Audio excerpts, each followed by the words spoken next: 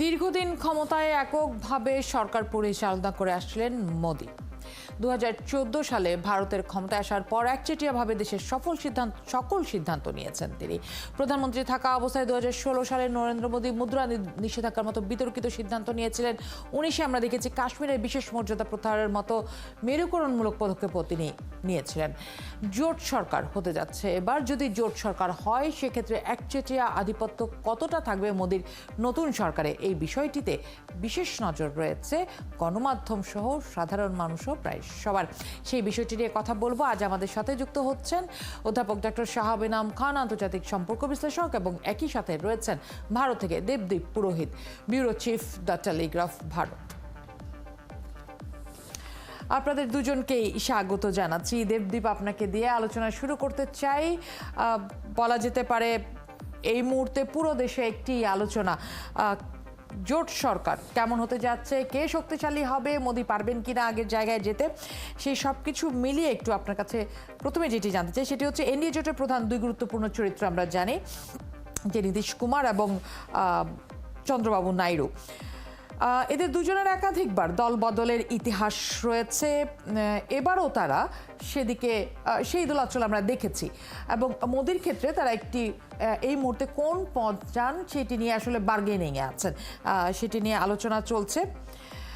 ক্ষমতার যাওয়ার জন্য এই শরিকদের যে গগনচুম্বী চাহিদা, সেটা কিভাবে সামলাচ্ছে মোদির দল? দেখুন, এই প্রশ্নটা আমাদের ভারতীয় গণমাধ্যমের সব থেকে বড় প্রশ্ন এই মুহূর্তে, বিকজ আপনি ঠিকই বলেছেন যে চন্দ্রবাবু নাইডু এবং নীতিশ কুমার এদের দল বদলের ট্র্যাক রেকর্ড আছে, এবং আরেকটা হচ্ছে ওই ইংরেজিতে যেটা বলে এরা খুব ক্রাফটি প্লেয়ার্স পলিটিক্সে, এবং এনারা দীর্ঘদিনের পোড় খাওয়া রাজনীতিবিদ, দুঁদে রাজনীতিবিদ, এবং এরা রিজিয়নাল পার্টিস, একজন অন্ধ্রপ্রদেশের, একজন বিহারের, এবং এই দুটো রাজ্যেরই স্পেসিফিক কিছু ডিমান্ডস আছে, এবং এনারাও খুব ভালো বোঝেন যে মোদি এই যে সরকারের প্রধানমন্ত্রিত্ব করবেন তাতে ওনার 32খানা নাম্বার ওনার দরকার, 32টা সিট দরকার, তাতে এই দুটো পার্টি খুব important. So they know their worth, and that's why they will try to extract their pound of flesh. মন্ত্রিত্ব চাই, তারপর দুটো রাজ্যেরই একটা স্পেসিফিক ডিমান্ড আছে, সেটা হচ্ছে যে ওই রাজ্যগুলো স্পেসিফিক ডিমান্ড আছে, স্পেশাল স্টেট ক্যাটাগরি স্টেটাস ওনারা চান, বেশ কিছু সুবিধা চান ওরা নিজেদের রাজ্যের জন্য।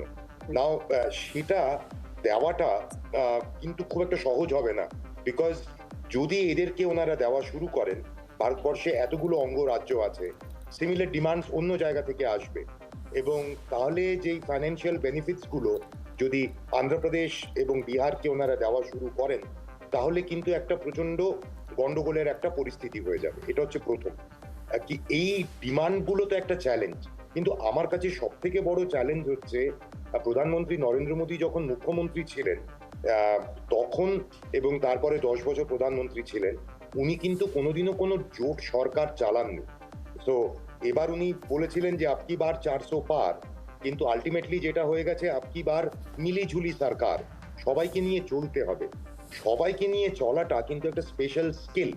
মানে অটল বিহারী, এর আগেও বিজেপির গভর্নমেন্ট হয়েছে, তখন বাজপেয়ী যে আমাদের প্রধানমন্ত্রী ছিলেন, কিন্তু উনি অসাধারণ বাগ্মী, সবার সঙ্গে খুব সুন্দর ব্যবহার ছিল ওনার, হাসতেন, he was a very affable chap, whereas Modi is like a superhero, he's a boss. ওনার সিদ্ধান্তগুলো উনিই নেন। ভারতবর্ষে অধিকাংশ সিদ্ধান্ত গত 10 বছরে প্রাইম মিনিস্টার্স অফিস থেকে হয়েছে। সেই জায়গাটিতে এরকম রাজনীতিবিদদের সাথে কতটা স্বচ্ছন্দ হবেন তাহলে? আমি সেটাতেই আমি আসছিলাম। এটা হচ্ছে it's a two way thing.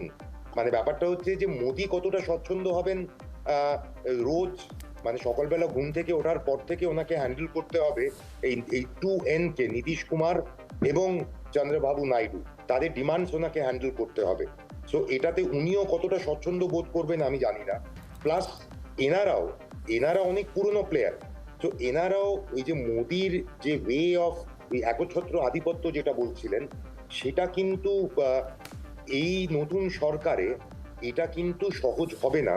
এবং তার সব থেকে বড় উদাহরণ যে পুরো ইলেকশনের সময় মোদিজি শুধু বলতেন মোদির গ্যারেন্টি, ये मोदी की सरकार है, উনি অথবা নিজের মোদি নামটাও- আসলে ব্র্যান্ড, সেই ব্র্যান্ড ইমেজের মোদি আসলে মানে সেই ব্র্যান্ড চেহারাটা নিয়ে আসলে কিভাবে তিনি সরকার সামলাবেন সেটা একটু জানবো। তাহলে জনাব শাহ আনাম খান, ভবিষ্যতে যদি আমরা দেখি যে শরিকদের নিয়ে বিজেপি কোনো ধরনের বিপাকে পড়ে বা জোটে ভাঙ্গন ধরে, সেক্ষেত্রে ভারত সরকারের ব্যবস্থা কি দাঁড়াবে? ধন্যবাদ। খুব জটিল প্রশ্ন।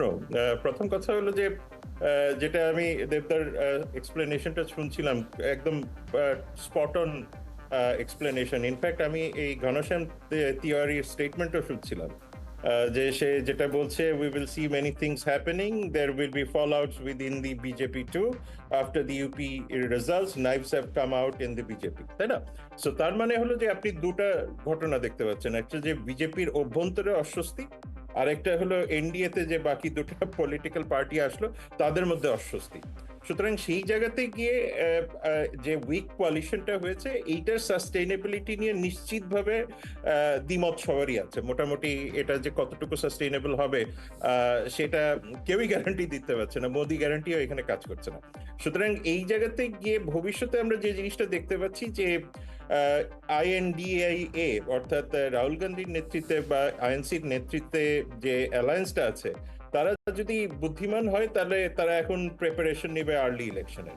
এটা দুটো কারণ বলছি। একটা কারণ বলছি যে প্রথম কথা যে এই ধরনের দুইজন পার্সোনালিটি, এই দুই পার্সোনালিটির প্রেডিক্টেবিলিটি ইজ ভেরি ডিফিকাল্ট, যে কারণে তারা ভবিষ্যতে যদি সাস্টেইন না করেন, এইখানে তৃণমূল কংগ্রেস অলরেডি কিন্তু চন্দ্রবাবু নাইডু বা সমাজবাদী পার্টির সাথে কথাবার্তা বলা শুরু করেছে, সেই দিক থেকে আবার আইএনসিও কথাবার্তা বলা শুরু করেছে। সুতরাং তারাও তাদেরকে একটা বড় রকমের অফার কিন্তু দিবে। এখন এটা সময়ের ব্যাপার যে এই অফারগুলি মিনিস্টেরিয়াল অফারের চেয়ে, ক্যাবিনেট অফারের চেয়ে যদি বড় কিছু থাকে, সেখানে একটা বড় রকমের গেম চেঞ্জার হয়ে যাবে। তার মানে আমরা কি দেখতে যাচ্ছি যে আগামী 2-3 বছরের মধ্যে অন্তত পক্ষে মোদী সরকারের যে একটা একচ্ছত্র আধিপত্য ছিল, সেই জায়গাতে একটা বড় রকমের ভাটা আসবে, এবং সেই ভাটার কারণে আমরা 3টা জায়গায় পরিবর্তন দেখব। এর প্রথম কথা, তাদের ডোমেস্টিক পলিটিক্সে একটা বিশাল পরিবর্তন আসবে। দ্বিতীয়, যে তাদের যে মানে ইন্টারনাল ইনস্টিটিউশনস গুলি আছে, সেই ইনস্টিটিউশনস গুলিতে অনেক বেশি চেক অ্যান্ড ব্যালেন্স আসবে। ফলে আপনি দেখতে পাবেন যে বাকি যে স্ট্রেংথটা ছিল সেটাও কমে আসছে। আরেকটা ইম্পর্টেন্ট জিনিস, যেটা আমি দেবদার সাথেও আলাপ করছিলাম বোধহয় গতকালকে, যে একটা ইন্টারেস্টিং পার্ট, যে high pitch, high decibel media sound pollution থেকে শুরু করে মানে ভিজুয়াল পলিউশনে আজকাল হয়। সুতরাং সেই জায়গাতেও একটা বড় রকমের পরিবর্তন আসবে। আমার কাছে মনে হয় যে যত না যে বিজেপির জন্য অস্বস্তিকর, তার চেয়ে বেশি হলো ভারতের গণতন্ত্রের জন্য এটা খুব ভালো হয়েছে। সুতরাং আমি অন্তত পক্ষে দুটা পলিটিক্যাল পার্টিকে সাধুবাদ দিই, যে বিজেপি যত কিছুই বলুক না কেন, তার ইলেকট্রাল সিস্টেমটা কাজ করেছে, এবং ইন্ডিয়ান ন্যাশনাল কংগ্রেস যত কিছুই বলুক না কেন, তারাও সেটার প্রতি শ্রদ্ধা রেখেছে। সুতরাং সেই জায়গাতে আমার মনে হয় যে ভারতবর্ষের আগামী পলিটিক্যাল পথ চলাটা, আমি অন্তত পক্ষে খুব অপটিমিস্ট এন্ড হোপফুল। অনেক ধন্যবাদ। হয়তো সেখানে আমরা ভালো খবর দেখছি। অবশ্যই গণতন্ত্রের প্রশ্নটিতে আসবো, কারণ দেবদীপ এই বিষয়টি নিয়ে কথা বলতে চান। তার আগে একটু দেবদীপ আপনার কাছে জানতে চাই, যে বলা হচ্ছে বিজেপির দলীয় কোন্দলের কারণে এবার একক সংখ্যাগরিষ্ঠতা হারিয়েছে দলটি। এখানে আসলে দায়টা কার? আপনাদের পর্যালোচনা কি? যে নির্বাচন শেষ হয়েছে, আপনারা দেখতে পাচ্ছেন সাধারণ মানুষের প্রতিক্রিয়াও। শুধুই কি নরেন্দ্র মোদী এটা বড় কারণ, নাকি দলগত ব্যর্থতা হিসেবে দেখা হচ্ছে এটাকে? দেখুন, এই প্রথম আপনাকে যেটা মানতে হবে সেটা হচ্ছে যে বিজেপি এটাকে নিজের ইলেকটোরাল ডিফিট, এটা ওনারা পাবলিকলি ওনারা বলছেন না। They are putting up a very brave face. ওনারা বলছেন যে জনগণ আমাদের ফেভারে একটা মারাত্মক, যেটাকে ফাটাফাটি একটা রায় দিয়েছেন ওনারা বলছেন। কিন্তু পাবলিকলি যেটা বলার, ভেতরে যেটা ফ্যাক্ট, তার মধ্যে তো একটা ডিফারেন্স আছে। সো অনেকগুলো রিজনস এটার মধ্যে থাকতে পারে। am I audible? আপনারা কি শুনতে পাচ্ছেন আমাকে? জি জি, শুনতে পাচ্ছি। হ্যাঁ, তো ওনারা দাবি করছেন যে ওনাদের খুব ভালো রেজাল্ট হয়েছে, কিন্তু বিজেপির ভেতরে কি মারাত্মক যে একখানা মানে একটা ইন্টারনাল একখানা ডিসকন্টেন্ট ব্রিউ করছে, সেটা আমরা বুঝতে পারছি। মানে পশ্চিমবঙ্গে এমন অনেক বিজেপির নেতা আছেন যারা হেরে গেছেন, তারা যে যে কথাগুলো বলছেন আমি জাস্ট ছোট করে পয়েন্ট করছি। এক, মোদি ম্যাজিক আর কাজ করে না। 2 নম্বর, এই ধর্মীয় বিভাজনের রীতি রাজনীতি কাজ করছে না। 3 নম্বর, ওনারা বলছেন যে সেন্টার থেকে অনেক টাকা এসছিল, সেই টাকা ইলেকশনের সময় ঠিকভাবে খরচ করা হয়নি। মানে লম্বা লিস্ট আসছে। আমি সেই লম্বা লিস্টের কোনটা ঠিক কোনটা ভুল তার মধ্যে না গিয়েও আমার কাছে যেটা সব থেকে বড়, যেটা আমি বিভিন্ন সময় বলেছি, আমার বন্ধু বান্ধবদের বলেছি, প্রফেসর সাহেবকেও আমি কালকে বলছিলাম, যেটা হচ্ছে আমার কাছে যেটা সব থেকে ইম্পর্টেন্ট হচ্ছে যে গত 10 বছরে ভারতবর্ষে এমন অনেক কিছু ঘটেছে যার মাধ্যমে বারবার প্রমাণিত হয়েছে, অনুরণন হয়েছে যে সাধারণ মানুষ ভালো নেই। কিন্তু বারবার এই বিজেপি সরকার, নরেন্দ্র মোদী, এনারা বোঝানোর চেষ্টা করেছেন দেশ খুব ভালো আছে, এবং কোনো প্রশ্ন হলেই ডিসকোর্সটা চলে গেছে হচ্ছে হিন্দু মুসলমান, পাকিস্তান, ভারতের নাকি খুব সুনাম হচ্ছে চারিদিকে। তো এই ধরনের ডিসকোর্স কিন্তু রিয়েল ডিসকোর্স নয়। রিয়েল ডিসকোর্স হচ্ছে আনএমপ্লয়মেন্ট কি, রিয়েল ডিসকোর্স ইনফ্লেশন কিরকম, রিয়েল ডিসকোর্স সাধারণ মানুষ কি ভালো আছে, রিয়েল ডিসকোর্স হচ্ছে যে হিন্দু মুসলমানের রাজনীতি কি মানুষ চায়। তো আমার কাছে যেটা সব থেকে আনন্দের এবং সাংবাদিক হিসেবে আমি যেটা উপভোগ করছি, সেটা হচ্ছে যে the country is back in normal politics. কিছুদিন আগে কোনো প্রশ্ন হলে মোদিজি হ্যায় তো মুমকিন হ্যায়।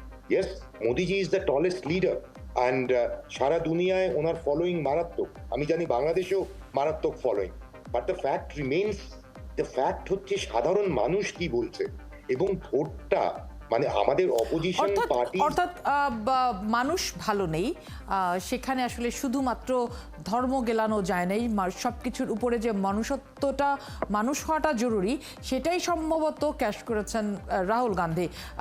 শাহবানাম খান, ভারতের রাজনীতিতে প্রায় হারিয়ে যাওয়া কংগ্রেস এবার প্রাণ ফিরে পেয়েছে। সেটা কি আসলে মোদির, বিজেপির ব্যর্থতা, মোদির নন গ্ল্যামারাস হয়ে যাওয়াটা বড় কারণ, নাকি আসলে মোদি ঠিক যে যে জায়গাগুলোতে ভুল করেছেন সেই জায়গাটিতে কংগ্রেস আসলে সে শক্তিশালী ভূমিকা নিয়েছে? সেই বিষয়টি জানতে চাই। একই সাথে জানতে চাই বিরোধী দল হিসেবে কতখানি শক্তিশালী ভূমিকা আশা করছেন কংগ্রেসের কাছ থেকে? আমরা খুব বেশি নরেন্দ্র মোদী ওনাকে সেন্টার করে চিন্তা করি। আপনি আরেকটু সরে আসুন, দেখুন যে কংগ্রেসকে ধরে যদি আপনি চিন্তা করেন, 3টা ঘটনা ঘটেছে। প্রথম ঘটনা হলো যে কংগ্রেস তার একটা বোধোদয় হয়েছে যে তার একটা রেসপন্সিবল পলিটিক্যাল পার্টি হিসেবে এগোতে হবে, সুতরাং তার লিডারশিপ স্ট্রাকচারে সে বড় রকমের পরিবর্তন করেছে। দ্বিতীয় হলো রাহুল গান্ধীর যদি আপনি দেখেন, তার স্পিচে কখনোই ছিল না যে জওহরলাল নেহরু কিংবা ইন্দিরা গান্ধী কিংবা তার মা বা এই ধরনের পলিটিক্যাল কোনো বিষয়গুলি ছিল না, বরাবরই ছিল সাধারণ মানুষের কথাবার্তা, সাধারণ রেফারেন্স। তার মানে আপনি মানুষের কাছে পৌঁছতে পেরেছেন কোনো একটা স্পেসিফিক আইকনকে বা কাল্ট ফিগার তৈরি না করে, সেটা মানুষ সাধারণভাবে নিয়েছে, খুব ভালোভাবে নিয়েছে। থার্ড হলো যে ইন্ডিয়া অ্যালায়েন্স যেটা হয়েছে, সেইখানে যথেষ্ট লিবারেল ডিসকাশন হয়েছে।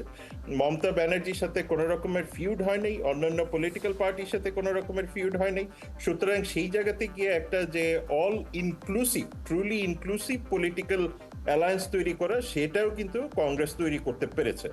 এখন মোদি শিবিরে বা বিজেপি শিবিরে যে কথাটা বলা হচ্ছে যে 100 ক্রস করেছে এত বড় একটা পলিটিক্যাল পার্টি, কিন্তু সেখানে 240, কিন্তু এটাও দেখা দরকার যে এতগুলি অবস্টাকল নিয়ে একটা পলিটিক্যাল পার্টিকে নিজে ফিরে এসে রিকনস্টিটিউট করে একটা পলিটিক্যাল সিস্টেম, এবং ভারতবর্ষকে আমরা যত কিছুই বলি না কেন, দুটো জিনিস মনে রাখতে হবে।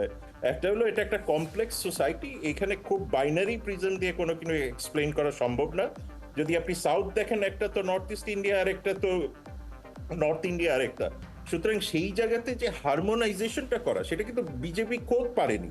আপনি দেখেন সাউথে তার একরকমের অবস্থা, নর্থ ইস্টে একরকমের অবস্থা, হিন্দি বেল্টে একরকমের, হার্টল্যান্ডে আরেক রকমের, তাই না?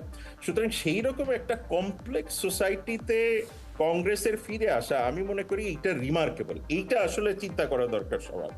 আর আরেকটা ইন্টারেস্টিং পয়েন্ট যেটা আমার কাছে মনে হয়েছে, যে বিরোধী দল হিসেবে বোঝাপড়াটা, এই বোঝাপড়াটা তারাও জানে যে বড় বড় এন্টারপ্রাইজগুলি বলেন, বড় বড় আদানি গ্রুপ বা যে গ্রুপের কথা বলেন না কেন, যে গ্রুপ জাস্ট ইলেকশনের আগে they showed their real character.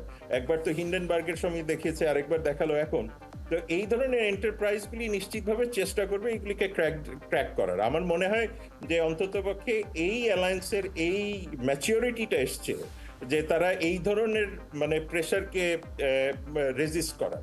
সুতরাং সেই জায়গাতে আর দ্বিতীয় যেটা থাকে যে স্বাভাবিকভাবে যেহেতু মোদি সাহেবের একটা বড় প্রবলেম হবে এই দুই পার্টিকে নিয়ে অর্থাৎ তার অ্যালায়েন্সকে নিয়ে, সেই জায়গাতে আমার মনে হয় যে ইন্ডিয়ান ন্যাশনাল কংগ্রেস, আমি যদি একেবারে ম্যাকিয়াভেলিয়ান ভাবে চিন্তা করি, তাহলে নিশ্চিতভাবে আগামী 2-3 বছর they will be heavily investing it, political investment, not financial investment. তো এই অনেক ধন্যবাদ, অনেক ধন্যবাদ। আমি ঠিক এই জায়গাটাতেই আসতে চাচ্ছিলাম দেবদীপের কাছে। দেবদীপ, বিরোধী দল হিসেবে যেটা বলছেন শাবানা আলম খান, যে যথেষ্ট শক্তিশালী হিসেবে চেহারা দেখা যাবে এবং একই সাথে তারা যদি নিজের দলের বা জোটের যে অস্থিরতা তৈরি হবে সেটা যদি তারা ক্যাশ করতে পারেন, কংগ্রেসের রাজনৈতিক কৌশল আগামীতে কি হতে পারে বলে আপনার কাছে মনে হচ্ছে?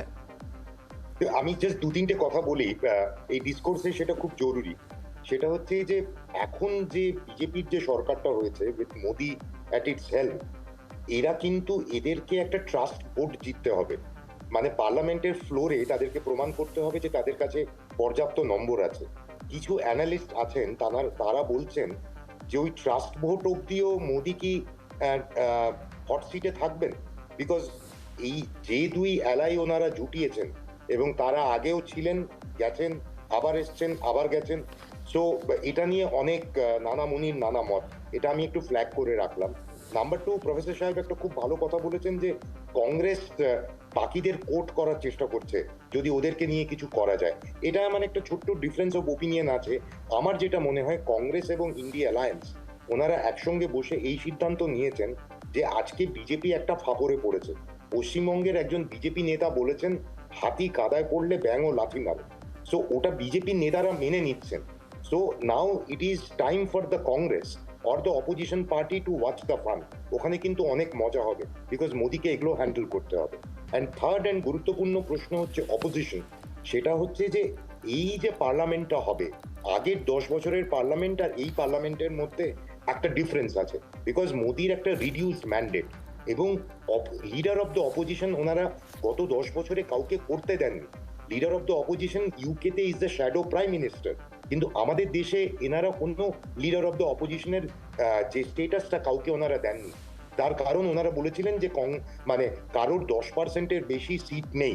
কংগ্রেস 543-এর মধ্যে কংগ্রেসের 10%-এর বেশি সিট ছিল না। বাট এবার in all probability Rahul will be the leader of the opposition. তা প্রাইম মিনিস্টারের চোখে চোখ রেখে উনি কথা বলবেন। মহুয়া মৈত্রর মতো সাংসদ যারা বারবার মোদিকে অ্যাটাক করেছেন তারা পার্লামেন্টে যাবেন, and they will go in a very emboldened manner. So এবারের পার্লামেন্টটা কিন্তু প্রচন্ড ইন্টারেস্টিং হবে এবং একেবারেই জনাব দেবদীপ, আমার সময় একেবারেই শেষ, কিন্তু শেষ প্রশ্নটি করার লোভ ছাড়তে পারছে না। সেটা হচ্ছে এই মুহূর্তে নরেন্দ্র মোদীর বয়স 70-এর বেশি, যতদূর মনে হচ্ছে 73 সম্ভবত ওনার বয়স। সামনে যদি তিনি অবসরে যান বা বয়স যদি তিনি মনে করেন যে বয়সের কারণে হেরে যাচ্ছেন, সেক্ষেত্রে পরবর্তীতে কে আসতে যাচ্ছেন সেখানে? এটা নিয়ে মাঝখানে একটু আলোচনা হয়েছিল, কিন্তু এই বিজেপির তরফ থেকে বলা হয়েছে 2029-এও উনি প্রাইম মিনিস্টেরিয়াল ক্যান্ডিডেট।